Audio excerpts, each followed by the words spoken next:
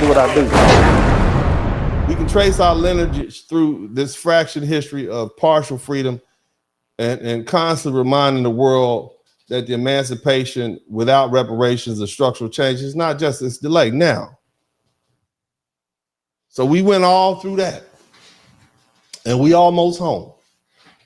All right, somebody type, we almost home. We almost getting where we need to get. But we're about to talk about the 14th Amendment. But before we do, I have to talk to you all about the Dred Scott v. Sanford Supreme Court decision, okay? So enslaved Black people were considered property, not persons, under the infamous Dred Scott v. Sanford Act of case. The ruling basically said a Black man has no rights which a white man is bound to respect. Now, the people who brought this case, they actually made the other Black people who were lawyers and civil rights activists, and so they made them mad. They say, don't bring the case yet. We're not ready. You understand? We're not ready for you to bring this case. But they brought it anyway. Read the history on it. There's lots of books out there that say, don't do that. This case is a bad case. The law is not ready. Once Black people telling other Black people, don't do it. It's strategic. We always give Rosa Parks credit for not moving to the back of the bus. That was all planned. It was all a plan. Matter of fact, there was another Black woman they were going to use, but they said she was too dark skinned and she wouldn't bring about sympathy. So they got Rosa Parks, who's a seamstress. She was a pretty AKA, and I think she worked with them before. And they knew people would empathize with her because she was, you know, small and demure and light skinned. It's the truth. It was a setup. They needed somebody to get arrested so they can have standing. And in this particular case, they said Dred Scott does not make a good candidate for whatever reason. Okay, but the Dred Scott case, the Black man has no rights that the white man is bound to respect. And so it literally set us back 100 years because before that we had been making progress. The Emancipation Proclamation freed the slaves in the Confederacy, but it left their legal status undefined. It didn't say we were citizens. It didn't say we were anything. The 13th Amendment ended slavery, but it didn't protect our civil and political rights, didn't give us the right to vote. So now here comes the 14th Amendment. It legally reversed Dred Scott, and it declared that Black people are citizens of the United States, Black people. It established a constitutional foundation for all the subsequent civil rights, litigation, and lawmaking. It was the only tool available to fight back against state-imposed racial caste system. After the Civil War ended in 1865, we here in the United States, we faced a very pivotal question. What would be the legal political status of nearly 4 million formerly enslaved people? Okay? Because keep in mind, Dred Scott said that no Black people, no white person had a right, or no Black person has a right that a white man need to understand. So who does this affect now? Now it affects all those free Black people that've been here. Shout out to Kenneth Milo. Did you hear what I said? You see why the free Black people were mad at the people who brought the Dred Scott case? Look, man, we already have free Black people up here. You got this Dred Scott. You should have never brought the case in the first place. And now we got a ruling on the Supreme Court that says that a Black man has no right to which a white man is bound to respect. And this didn't just govern the southern states. This governed the entire United States at the time. And they were like, damn, we told your stupid butt, hard-headed butt not to bring the damn case, and you did it anyway. And now you lost. We told you to wait till we can get the Supreme Court change. Damn. Keep in mind, this is 1857. This is right before the Civil War. The country's divided. You got a bunch of slave owners on the doggone Supreme Court. Fool. We told you not to bring it. Nevertheless, the war was won. The 14th Amendment was enacted, and it reversed the Dred Scott decision, which didn't just affect enslaved black people, but all black people. So the free black people were affected by the Dred Scott decision. And so now what? Now all hell. Pro statues, redlining maps, mass incarceration, and all sorts of other things that are coming at us. So when we assert our identity as FBA, or Foundational Black Americans, we're not erasing anyone's heritage. We're simply naming our own. When we say we are indigenous to this land, we are stating a historical reality. We were here before the Star-Spangled Banner flew, before a single immigrant from Eastern Europe formed a line at Ellis Island. And we are here before the United States even had a name. And therefore, to any newcomer tempted to diminish or dismiss FBA history, we offer this counsel. Study the record.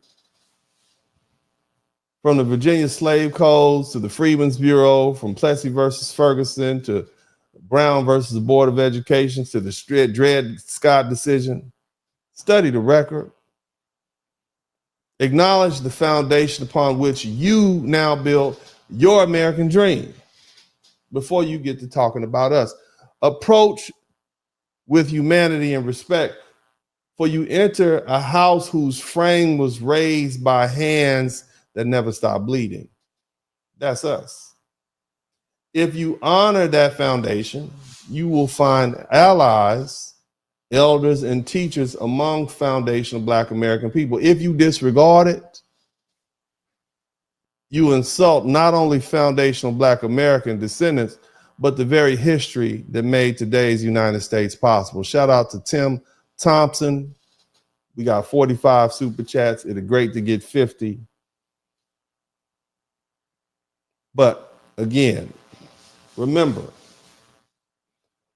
we built before the nation was a nation.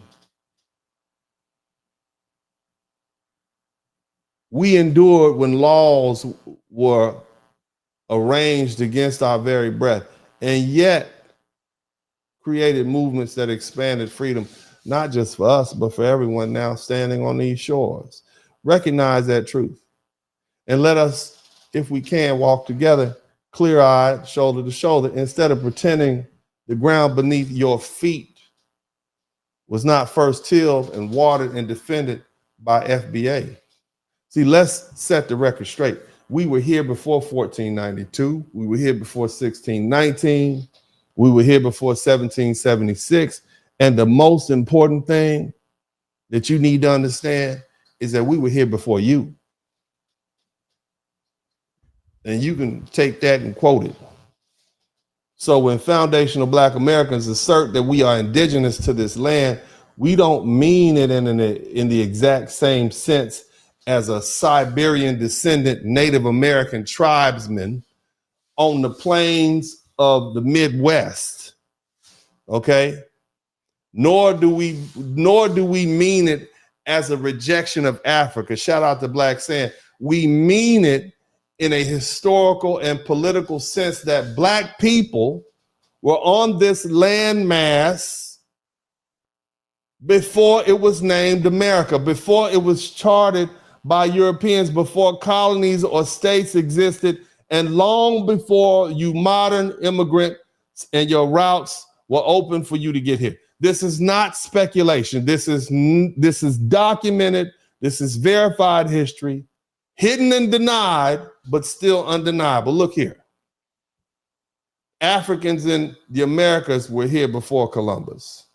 Centuries before Christopher Columbus made his famous or infamous transatlantic voyage to Hispaniola and Jamaica in 1492, Africans had already navigated the Ethiopian Sea, what is today called the Atlantic Ocean. African mariners, particularly from the Empire of Mali and Songhai, had mastered long-distance seafaring using knowledge of the ocean's currents, celestial navigation, and seasonal trade winds. The most well-documented case is that of Emperor Abubakari II of Mali, who abdicated his throne. He gave up his right to be emperor in 1311. To do what? To launch a massive expedition across the Atlantic with hundreds of ships. And his journey driven not by conquest, but by discovery, which led westward from the African coast, following the North Equatorial Current. And when Columbus arrived later in the Caribbean, almost 200 years later in 1492, the Taino people informed him that dark-skinned seafarers had already visited and traded with them and left artifacts among them. And I'm sure they left some kids, if I know the brothers like I know the brothers. Nevertheless, that's something else we'll talk about another day. Some of these artifacts, such as cotton and metallurgy, they're not native to the Caribbean, but they could be traced to their West African origin. Columbus himself wrote in his journal, shout out to RU, that's somebody. Columbus wrote himself in his journals that the people of Hispaniola told him of the black men who came from the south and the southeast in boats, trading gold-tipped spears and other goods. Gold alloys, identical in composition to those found in West Africa, were recovered in pre-Columbian graves in Central and South America. And the Olmecs head of ancient Mexico, the colossal structures with unmistakably African features. They remain as physical monuments to these early, often ignored interactions. Did you know? I mean, here's the thing. When we talk about Columbus, because I always have to talk about these Vikings, they were the first Europeans that came to the New World. They were here before Columbus.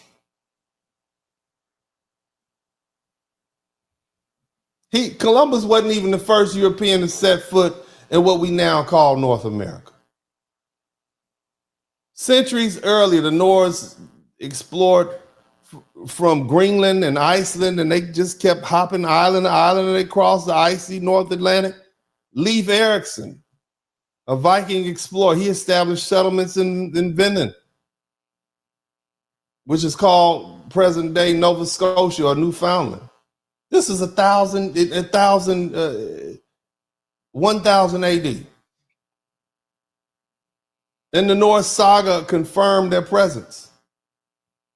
So 1492 was 492 years later, the Vikings had already been there. They didn't tell anybody about it because it was strategic for them to keep it secret. But they found their settlements. And the Vikings weren't even alone in discovering the land. Africans had already ventured west. They were neither lost nor shipwrecked. They came with the intent to return, voyages centuries before the Columbus was even born.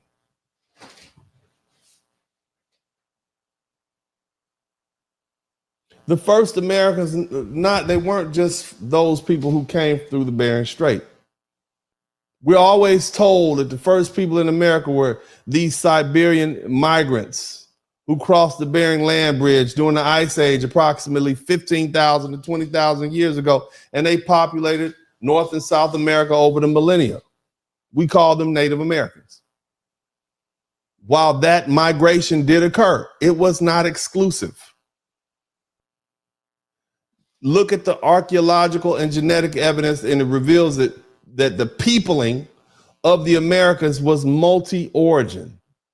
Some maritime cultures may have come by sea along the Pacific coast, and others, Africans included, reached the southern hemisphere directly via the oceanic travel. And it's evidenced by African traits in pre-Columbian South American civilization. Even the Olmec civilization, the mother culture of the Mesoamerican, it flourished between 1500 BCE and 400 BCE. That's 4,000 years ago. Shout out to Cheney G. And it reveals a complexity of influence, including clear African contact through its art, its astronomy, and its architecture. Shout out to Black Sand. Yeah, we got 49 super chats. One more and we'll be 50. That'll be great. But let me get back to this lesson. See, the problem is the bold-faced denial of this fact is rooted not in evidence, but in racial and colonial bias. And don't get it twisted, these Latinos are biased too. So let's be absolutely clear. Siberian migrants were not the only non-Europeans to reach the shores before Columbus or the Mayflower. They may have walked across frozen land or the sail. Among those sailors were Africans, African navigators, traders, and cultural bearers. We don't need myths, we have history. So why this matters today? Shout out Red Sigma. We got 50, that's cool. Shout out to everybody who contributed to 50 super chats. But again, why is this relevant today? It's relevant because when these newly arrived immigrants, whether they're from Africa, the Caribbean, or Latin America, or elsewhere, when they seek to erase or diminish the history of foundational Black Americans, they do so not from truth, but from ignorance. Some accuse us of inventing our heritage when in fact, they have never been taught our history. Or worse, they were taught to believe it had no value. They believe that every Black person in the United States was brought here from 1619 on. They believe all of us were slaves. And that is racist in itself. They can't fathom the fact that we came here as conquistadors, we came here as explorers, we came here in 1311 with Mansa Abubakari. They refuse to believe any of that, even though there's empirical data and historical data and linguistic data that proves it. And I'm gonna tell y'all this, be careful, be respectful. See, you have the luxury of entering a system that was built in large part by our ancestors, our forced labor, our fortitude, our intellectual genius, our generational sacrifices, our educated elite, the schools you attend, the roads you travel, the Constitution that shields your rights, all of that was paid for